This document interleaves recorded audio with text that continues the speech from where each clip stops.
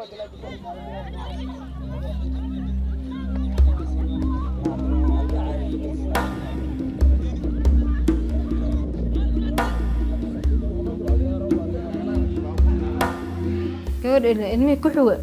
was 7 months pregnant when I miscarried. I was in the bush. The second child was a baby boy and he is alive. I delivered well. Then I got pregnant again and lost the pregnancy at 6 months. I lost the fourth child immediately after giving birth. Mimi nilikuwa nimeenda shughuli zangu na yeye alikuwa yuko nyumbani, mtoto wa kwanza nimeshtuka ilikuwa mikufa. Ya pili, ya tatu, ya nne mikufa.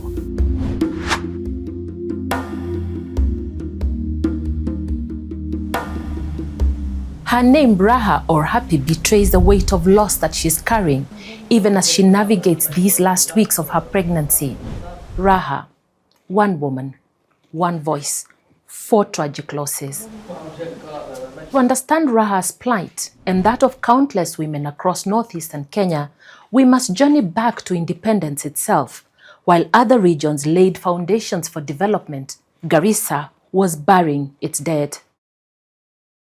The region, then referred to as the Northern Frontier District, witnessed a security crackdown 16 days after Kenya's independence. The newly formed government faced an insurgency that would define the region's relationship with the state for decades.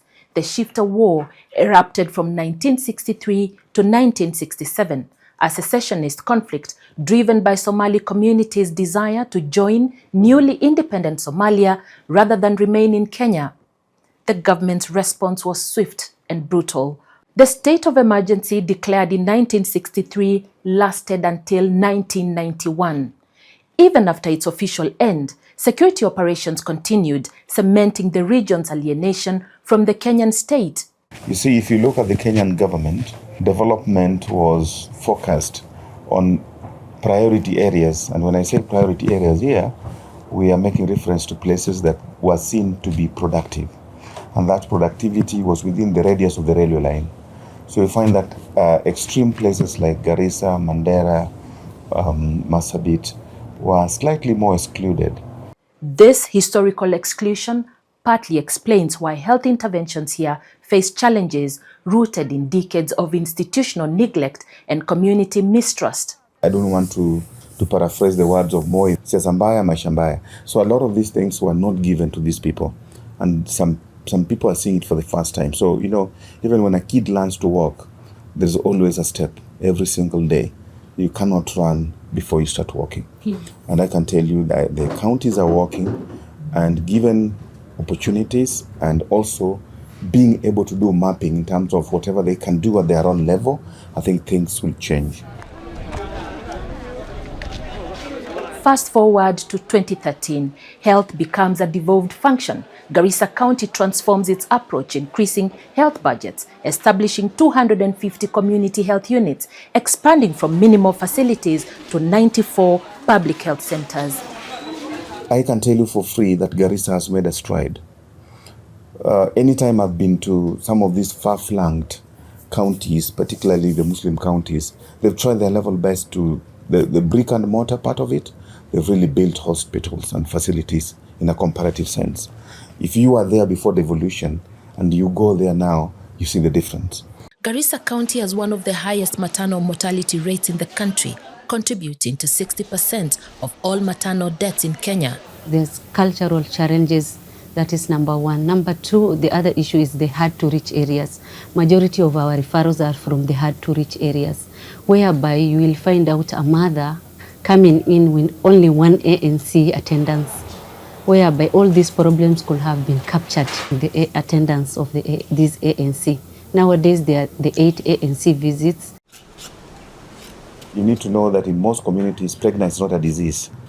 So rarely do women seek healthcare. So sometimes you find that even the one you're giving examples only went to facilities because of the difficulties in delivery. Either they had a little difficult pregnancy, or they were advised that probably the pregnancy of the child was big enough, or the presentation was not going to be okay, so they went to facilities. Confronting maternal death in Garissa requires navigating deeply entrenched beliefs about childbirth, complex social barriers, and traditional practices within pastoralist communities. When I ask Raha how many children she would like to have, she laughs and responds, as many as God wishes. Yeah. Ukiandikiwa 10. Anataka hiyo 10. Kila kitu anaendanga na mpango ya Mungu. Mimi alikuwa naona atazaa tu ngine, kama imezai imekufa atazaa ingine. Traditionally, people gave birth to as many children. In fact, some in my PhD research, some said as much as my womb could allow. And remember, healthcare was also limited. So people gave birth to many children. Some of them died in the process. So death cancelled. Another birth cancelled death. So you gave birth to 10, 5 die, and 5 survived. So the whole notion of multiple births were based on the ability. That was the only way to ensure children survive. Number two, because we also believed that the death of children was also divine. God gives, God takes. So the idea of childhood illness, and remember, most of this were because there was lack of immunization, the condition in which the children were, the manyatas sometimes, if you look at a manyata, from a health perspective, you realize there would be a lot of other exposure to other pathogens within the manyata itself. Mothers who need close monitoring are advised to stay at the maternal shelter. It offers a place for mothers like Raha, free accommodation, food, and other essentials. Raha and her husband traveled from Balambala, about 80 kilometers away, to Garissa. So ile daktari ya Balambala naye imeandika form, ndio nimekuja naye pande hii. Ikiona hawa daktari hiyo form ndio amesema msichana mama hawezi toka mpaka ajifungue, ndio ameletwa pande hii. Her husband has become her anchor, cooking, cleaning, watching their surviving child as Raha prepares for delivery. He now understands that his support could mean the difference between life and death. The demographic health survey reveals stark disparities. Only 31% of Garissa women receive 4 or more antenatal visits, compared to 82% in Nyeri County. Raha's 4 miscarriages might have been prevented with proper prenatal care, but like 69% of Garissa women, she received inadequate visits. In 2025 alone, Garissa County has already reported 25 maternal deaths. At the Garissa Level 5 Teaching and Referral Hospital, 17 deaths have been recorded. Get frustrated. That's obvious. Get frustrated. Getting 17 maternal mortality rates is not a joke. Yeah, it's not a joke. And this is 2025, and we are only in July. It has been a regrettable kind of thing. It's also worrying to everybody.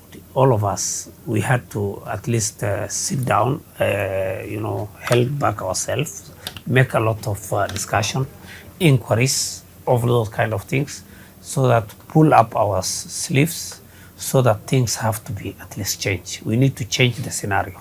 And even in the face of death, some women will decline life-saving procedures. Doctors have to reach out for one last arsenal: religious leaders. They hold such sway in these communities that doctors call them into hospital wards. What we have done is that we have inculcated the spiritual and the community kind of spiritual element, that we have brought some sheikhs and pastors around here, so that they can talk to these people on issues of the essentiality of these services in order to save life, both for the mother and the child. So that has also worked for us. There have been a lot of spiritual interventions. Like yesterday we were there. A referral came in from, I think, Masalani, and then the patient doesn't want to go for that CS, despite counseling from very many of our staffs. So the whole administration goes there to counsel these mothers also. To an extent, a doctor just takes responsibility, takes this mother in for that CS with a HB or 4 again. Local problems require local solutions. There's a light at the end of the tunnel. There are a lot of measures that were not there before that we have put in some efforts, and we believe that At 17, I don't think we'll go beyond that. Yeah. For the first time, the last 3 months, we have really didn't have a case. Even currently, as we are talking, that we are celebrating the first quarter, where we didn't have that. Just the other day, I was with the Coast General. June alone, there have been a lot of issues. But this quarter, we are celebrating the first 3 months where we didn't have that. Until the time when reaching a health facility will be quick and affordable, when culture will not be a death sentence, until systemic change matches medical advances, becoming a mother in this county will remain a deadly price no woman should have to pay. For Defrontera Originals, I am Anne Mawathe.